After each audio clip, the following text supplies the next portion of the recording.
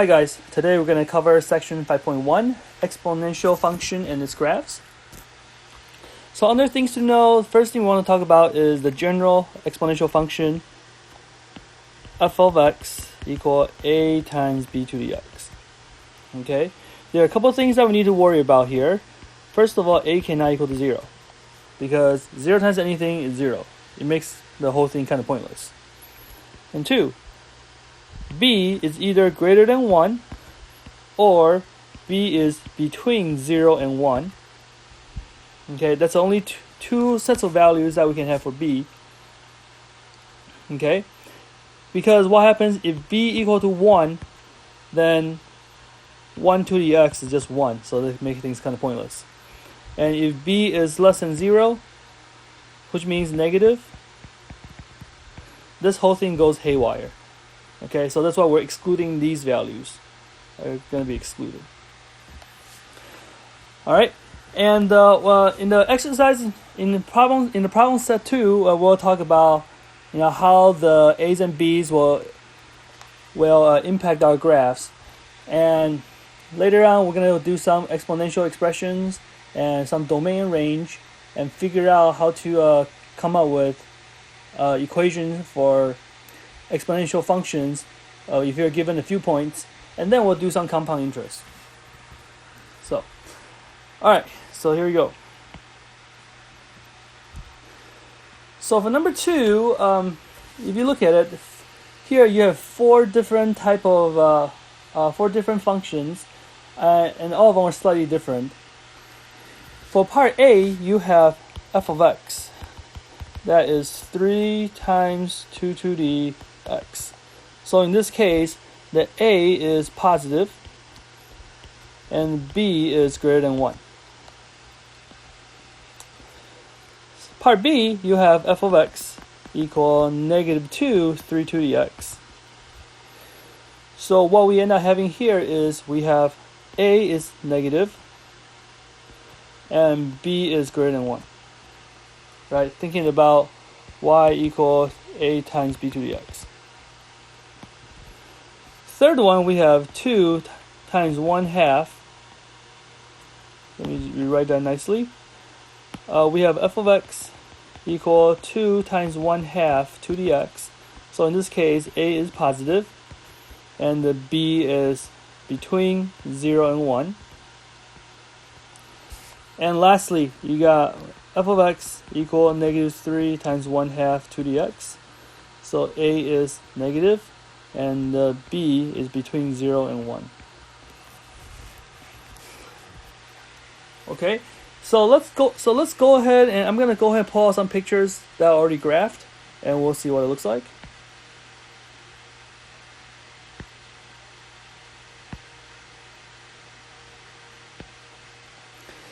So by looking at this graph, this is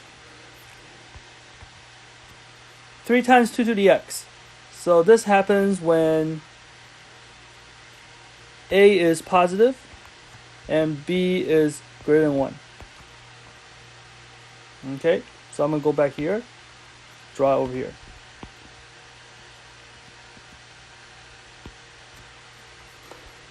Next picture.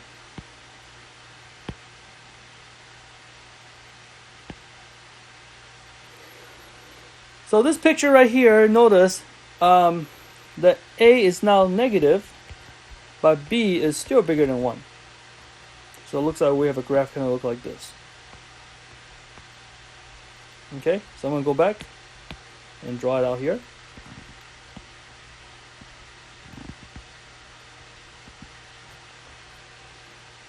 Alright, third picture.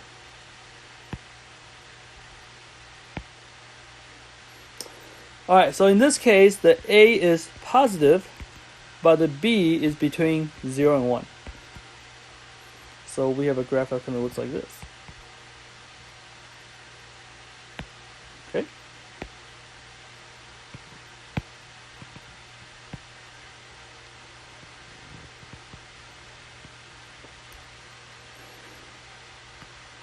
And the last picture.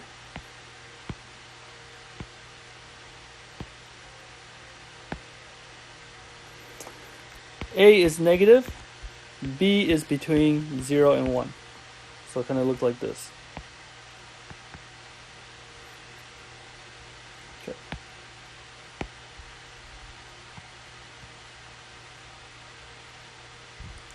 Oops, wrong one, sorry. Drew it incorrectly. It's more like this. Okay.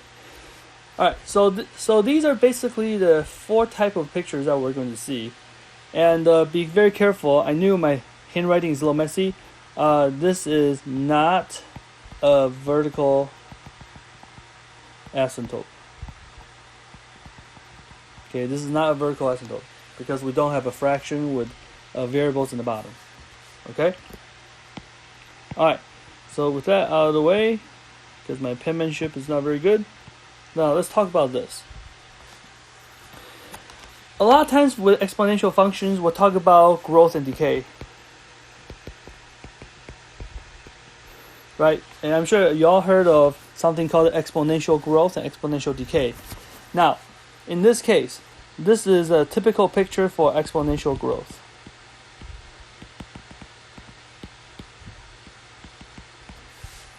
Right? Notice, right, when you go from left to right, you're increasing. Okay? The third picture right here, this is a typical picture of exponential decay.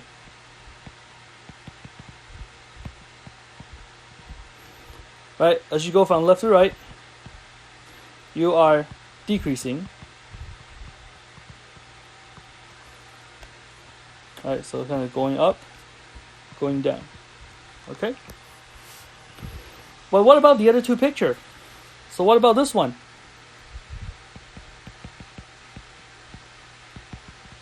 Right, this one, check this out. This one, the difference between the first picture and second picture is that the A, one is positive and one is negative. They have the same B value, right? They're both bigger than 1. Okay, so in this case, this is actually a growth in negative direction.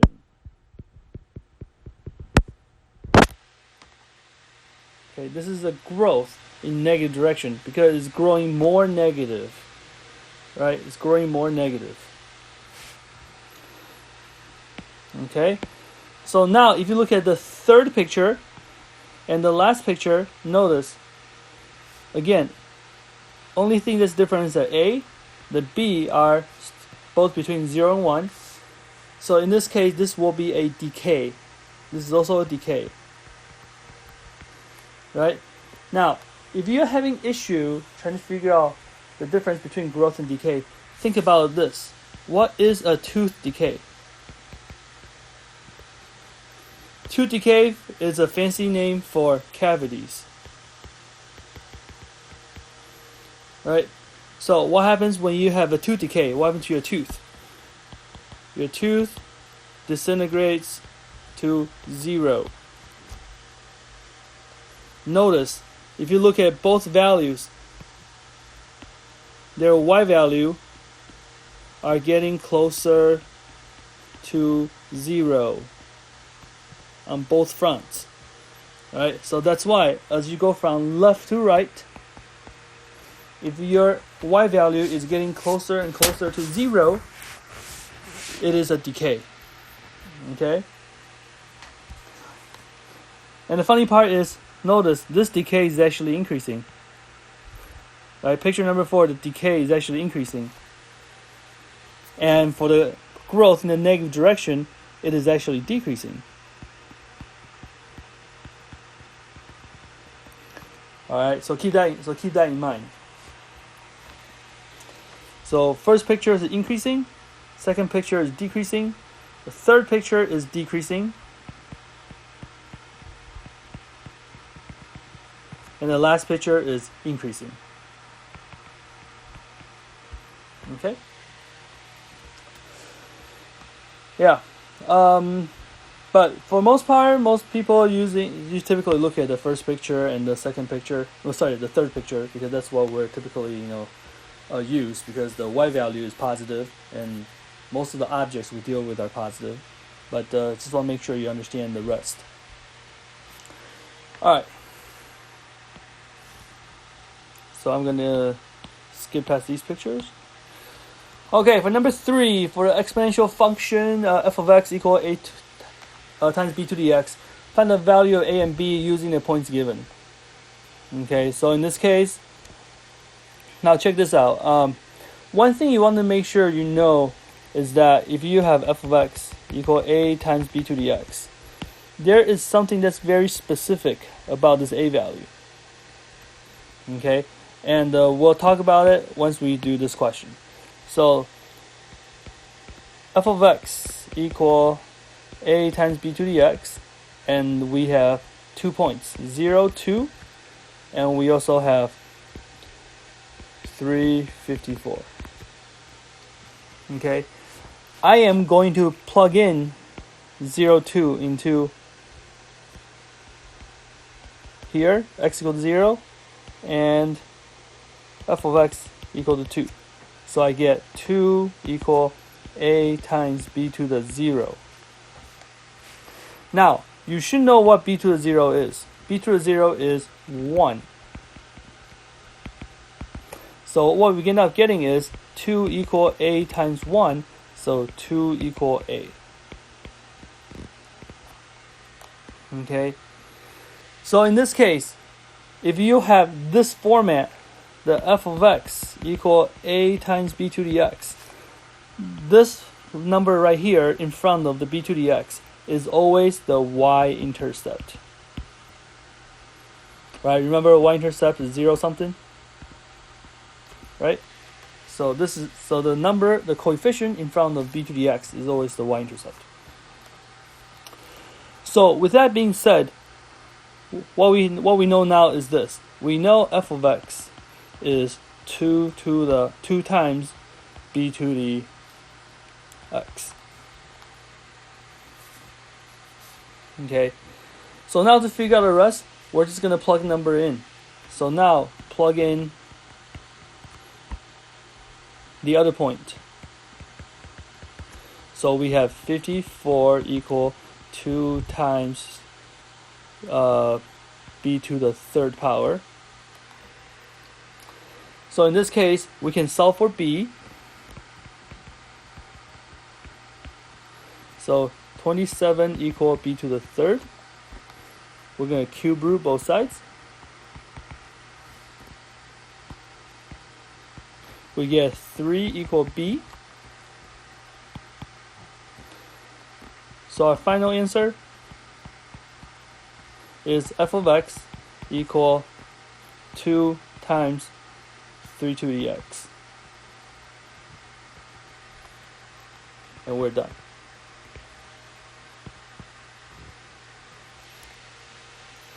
Okay, we're going to try to figure out the value of a and b, so we can find out what our exponential equation is. Okay. All right. Next problem. Next problem, we're going to do the same thing, except this time we got 1/8, and we have 4/64. Now notice we don't have y-intercept this time. Okay, so it's going to make things a little bit difficult. So if that's the case, what we're going to do is we're going to plug in 1/8 and 4/64 separately. So that means I have 8 equal a times b to the 1. And we also have 64 equal a times b to the 4.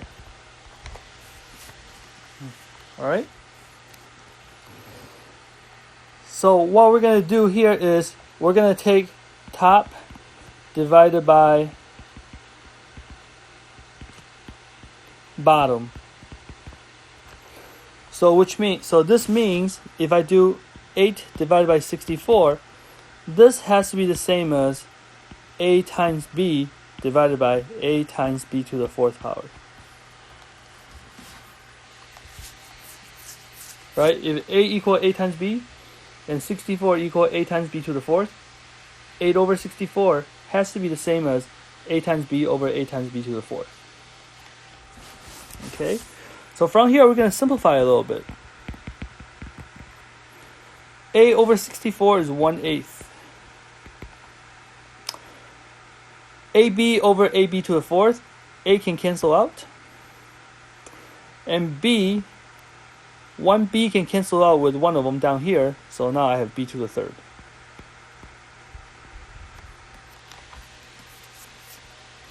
So now I have 1 over 8 equal 1 over B cubed. Cross multiply. I get B to the 3rd equal to 8. Cube root both sides. I get B equal 2.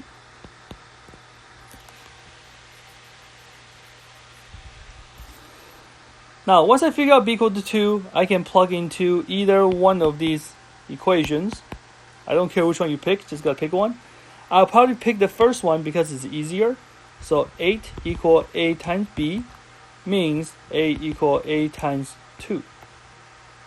So 8 equal 4. So final answer. You have f of x equal 4 times 2 to the x. Okay. All right.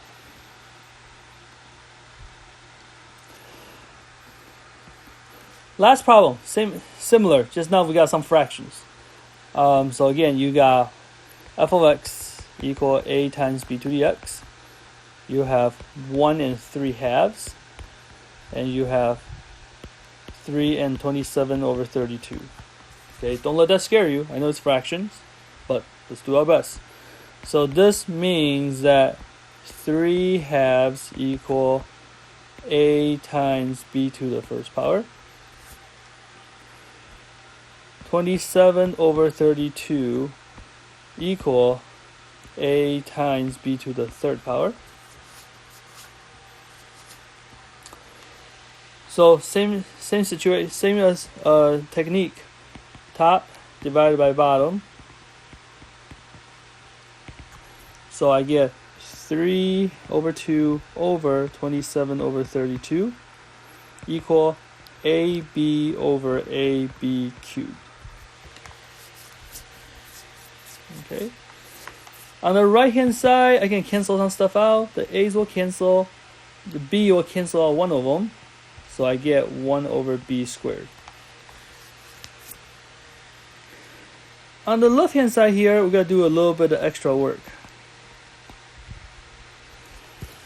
3 over 2 divided by 27 over 32 is the same as 3 over 2 multiplied by the reciprocal. So that means this is 3 goes into 3 one time, 27 9 times. 2 goes into 2 one time, 32 16 times. So this is technically 16 over 9. Okay, so this is 16 over 9 right here.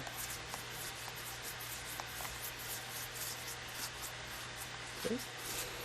So now, again, we can take the reciprocal. This is the same as 9 over 16 equal b squared over 1. All I did was just flipped it. Square root both sides. I get b equal square root of 9 over square root of 16, which is 3 over 4. Now I know when we take the square root, we should have plus minus.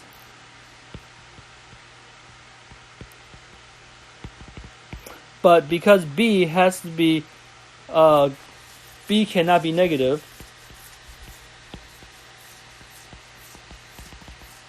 so we ditch the negative. So we're only dealing with this.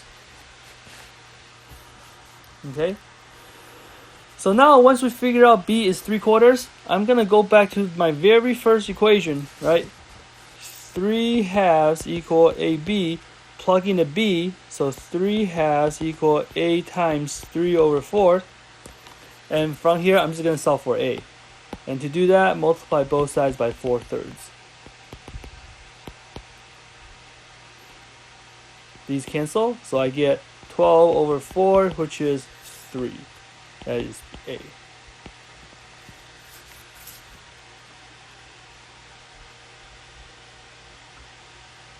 Wait, hold on a second. Something not right. This is a 3, not a 2, so that should be a 6. Can't read my own handwriting, so a is 2. Couldn't read my handwriting. A equal to 2. So final answer.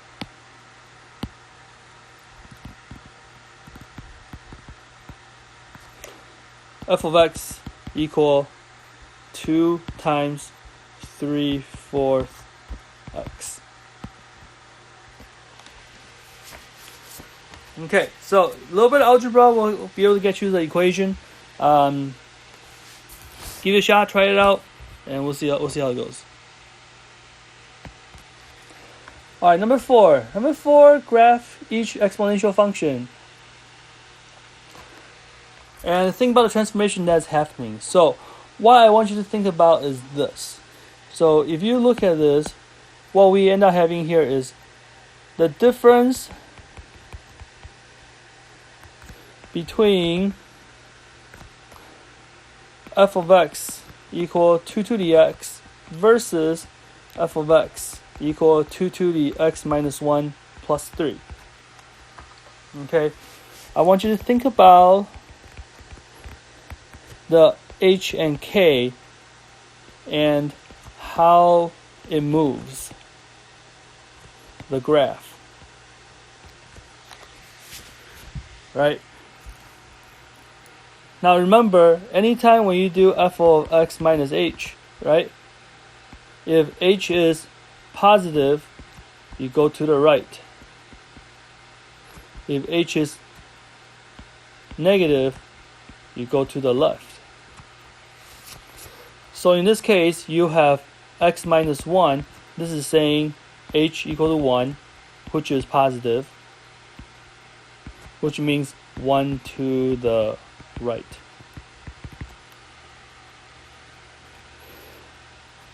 The function plus k.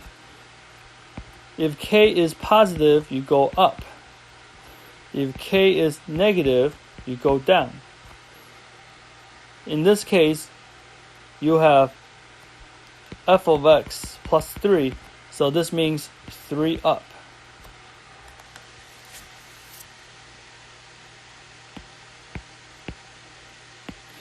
So to figure out how to graph this, right, all I need to do is, once I realize how things move, I'm just going to graph my normal 2 to the x. So I'm going to start with -1, -2, -2, -1, 0, 1, 2, and 3. I know it's a lot of points, so you'll see what happens. So, and this is going to be 2 to the x.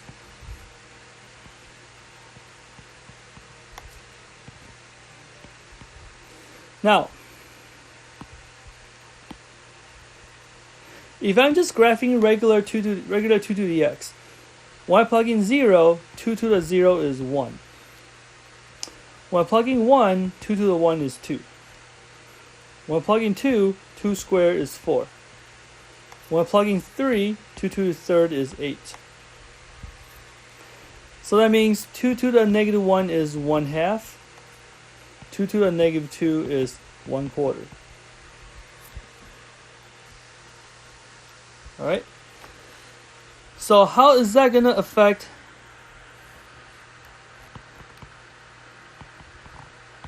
my function of 2 to the x minus 1 plus 3? Okay, so all we know is this is what? We're moving graph 1 to the right and 3 up. 1 to the right and 3 up. So that means negative 2 is going to become 1 to the right. It becomes negative 1. The 1/4 here, I got to add 3 to it. So that's 3 and 1/4.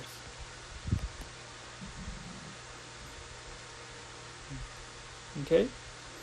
Negative 1. Negative 1, 1 to the right. It becomes 0. 1/2, I got to move a 3 up. So that's 3 and 1/2.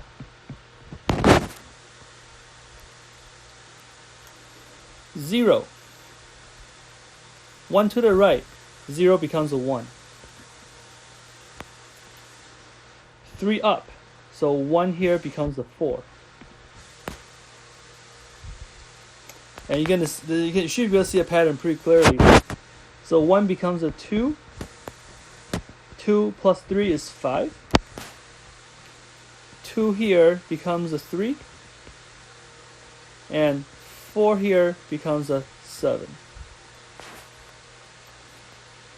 Once you got these points, we can go ahead and plot them. Okay, so our graph will be 1, 1, 2, 3, 4. 2, I run out of space. 3, 2, 5. 0 over 3 and 1/2. Negative 1 over 3 and 1/4. So you kind of have a graph that kind of looks like this, and it flattens out at y equal 3. Exponential functions, it does has a horizontal asymptote. The horizontal asymptote in this case is 3. Okay, your k value most likely is going to be your horizontal asymptote. All right. So part B, same idea, but this time we're gonna have a little bit of issue just because now we have a negative 9 in front of it. So let's go ahead and see what's happening here. So if I have f of x equal negative 9 to the 2/3 to the x, again we're ignoring the horizontal can spell, ignoring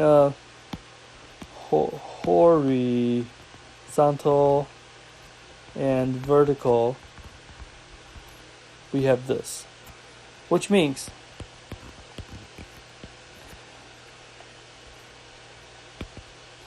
if I do negative 2, negative 1, 0, 1, and 2, if I plug in these numbers, first thing first, if I plug in 0, I get a negative 9. If I plug in 1, I get negative 9 times 2/3 to the first power, and that is going to be negative 6. If I plug in 2, I get negative 9 times 2 to the 3rd squared, which means that's negative 9 times 4 over 9, which is negative 4. Okay. Now, what happens if work backwards? If x equal negative 1, that means I have negative 9 times 2/3 to the negative 1, which is the same as negative 9 times 3 over 2.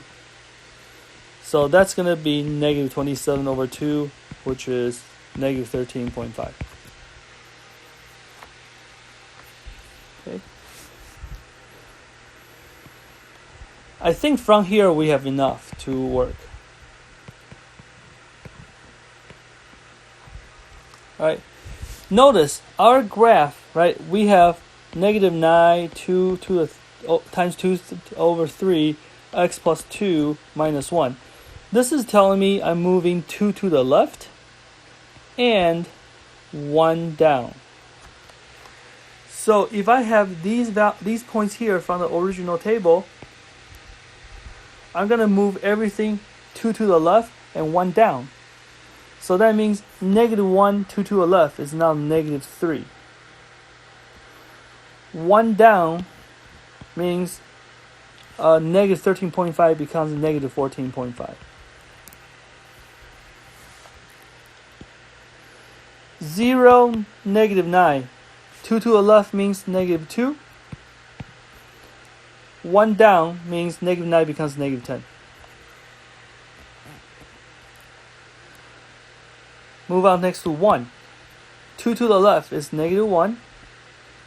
And 1 down, so -6 becomes -7. Alright, last point. 2.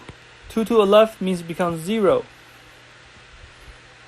1 down for the y value, so -4 becomes a -5. Okay, and in this case, our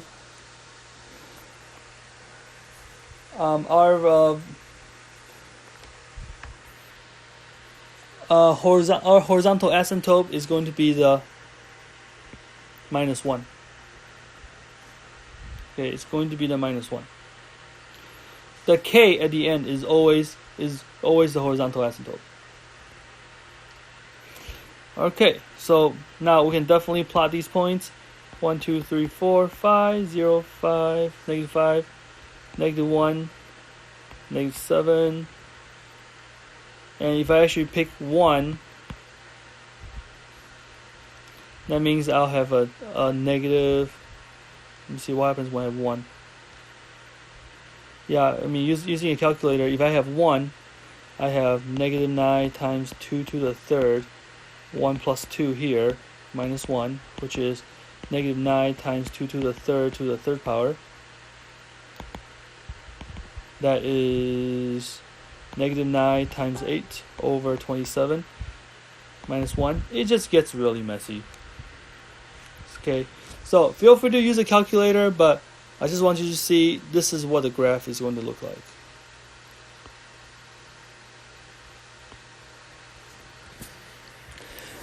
Okay. Alright, so the other question that we're going to deal with specifically is the compound interest. Okay, so compound interest has a formula that is A equal P times 1 plus R over N raised to the NT. Okay, so the A is final amount. P is principal, which is the starting amount.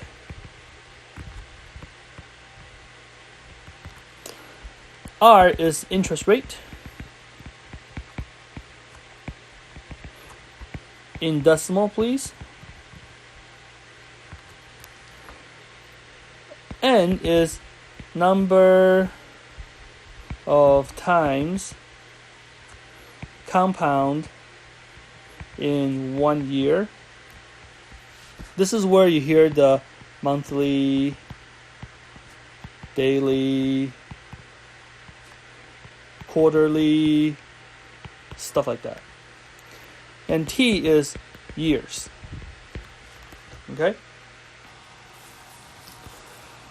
Okay, so let's go ahead. We're going to use this formula to apply to number 5, number 6, and number 7. Okay, here we go. So compound interest. Jimbo won $150,000 from Michigan Lottery, and I had a misspell. Decides to invest the money for retirement in 25 years. Of all the options available here, which one will produce the most money of retirement? So you have a CD that is 5.4% monthly. Oh, sorry, yearly. Made a mistake. You have a money market, and that is 5.35%. And compound semi-annually.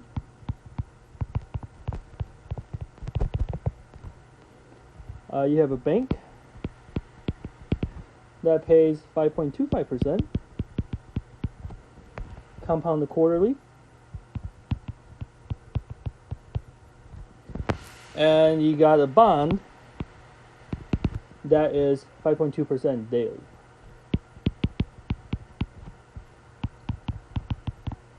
Okay, so before we start, let's talk about what all these leads means.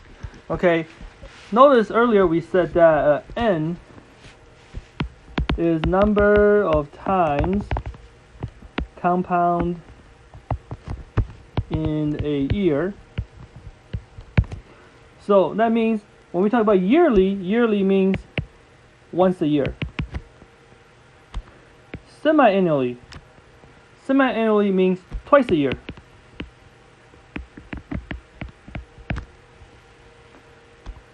Now, don't confuse semi-annually with biannually. Okay, biannually means once every 2 years.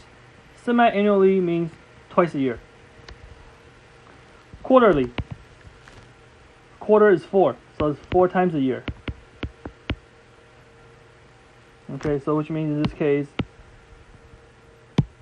N equal to 4, N equal to 2, and daily, we're assuming 365 days.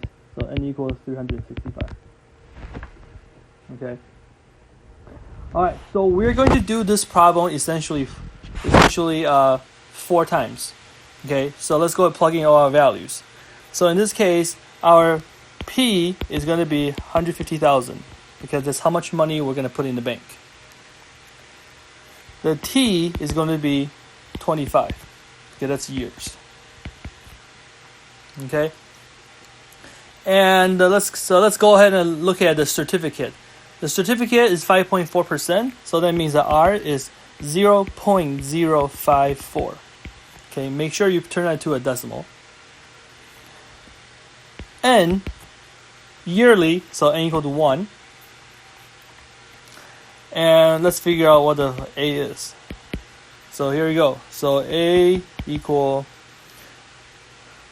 150,000 times 1 plus 0.054 over 1 raised to the 1 times 25.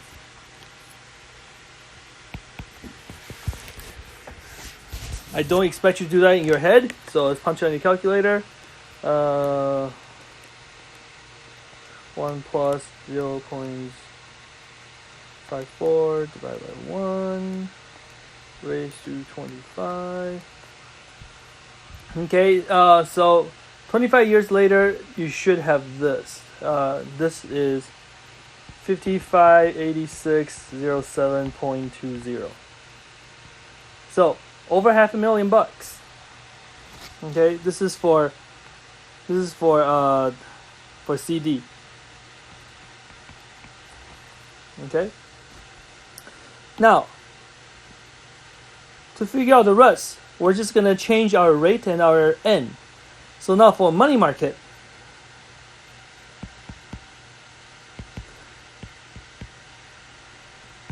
right? Money market, the interest rate is 0.0535. N will be 2, semi-annually. So 1 plus 0.0535 over 2. 2 times 25.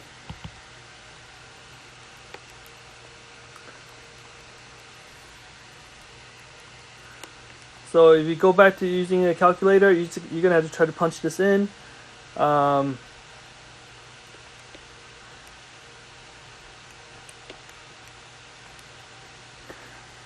If you did it correctly, you should get 561470.36.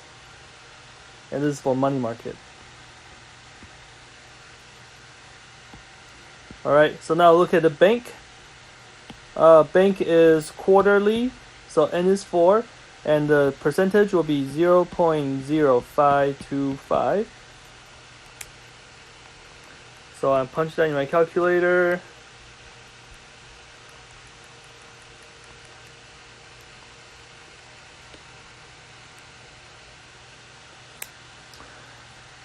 So A equal 150,000, 1 plus 0.0525 over 4 raised to the 4 times 25, and that's going to give you 552579.13. Okay, a little bit less than the previous. All right, last one. What we have is the bond, which is 0.052% for the rate, and the N will be 365 because daily. So A equal 150,000 times 1 plus 0.052 over 365 raised to 4 times 365. Oh, excuse me. Not 4 times 365. Will be 365 times 25. Okay. 2, 365 raised to 365 times 25. This one, if you did it correctly, you should get $550,343.54. So it looks like we have a winner. Our winner is the money market, coming in at $561,470.36. Okay, this is something that your bank or credit union use. Now, although the percentage right now it's not that high, and most likely they give you a monthly instead of all these options. Okay, your credit card actually works the same as well. Right? If you owe money on credit card, this is how they calculate your interest that you owe. So this is actually something that's very, very usable in the real life. Okay, so here we go. Let's move on to the next one. Compound interest again. Tom Morello, one of my favorite guitar person. Tom Morello decided to invest $20,000 in a bank that pays interest compound monthly. If he wants to double his money in 15 years, what does the interest rate have to be? Well, let's see what we got. So, same formula, right? A equal P times 1 plus R over N raised to the NT. Switch back to black. So, we start out with 20 grand. We know we need to double the money. So, final amount is 40 grand. 1 plus, I have no idea what the interest rate is, but I know this is monthly. And we want to double the money monthly in 15 years. Okay, so this is what we have. So let's go ahead and solve for R. I'm going to kind of clean things up a little bit. First thing first, divide both sides by 20,000. I get 2 equal 1 plus R over 12. And 12 times 15 is, I believe that's 180. Okay.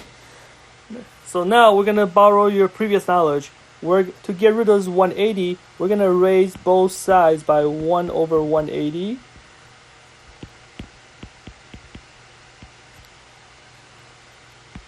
Because exponential rule says when you have something raised to a power raised to another power, you multiply the powers. Which means these cancel. So you're left with 2 to the 1 over 180 equal 1 plus R over 12. Keep solving for R. This means if I minus 1 on both sides, I have 2 to the 1 over 180 minus 1 equaled R over 12. And then multiply both sides by 12. So R is 12 times 2 to the 1 over 180 minus 1. Punch that in the calculator, because if you're a banker, you're not going to tell the interest rate to your customer your interest rate today is 12 times 2 to the 1 over 180. They're gonna laugh. They're gonna laugh at you. So let's give them a decimal value.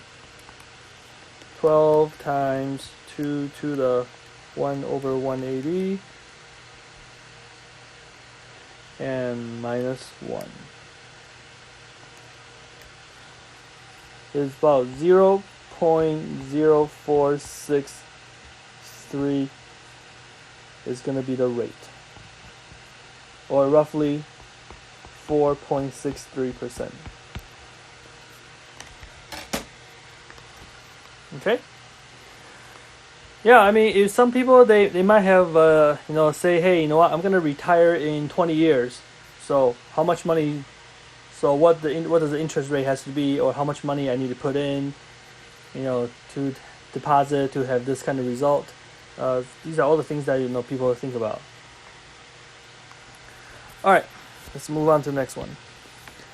Compound interest again. Vernon has $10,000 to invest and wants to have at least $25,000 in the account in 10 years for his daughter's college fund. If the account pays interest compounded continuously, what interest rate is required? Notice this time it says continuously. Right, continuous formula actually comes from this.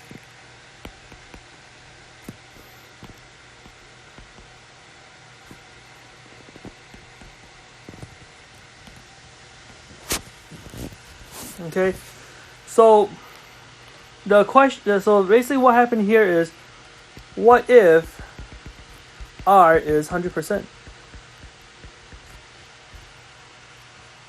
Right. What if R is 100%, which means R equal to 1? What happens if I compound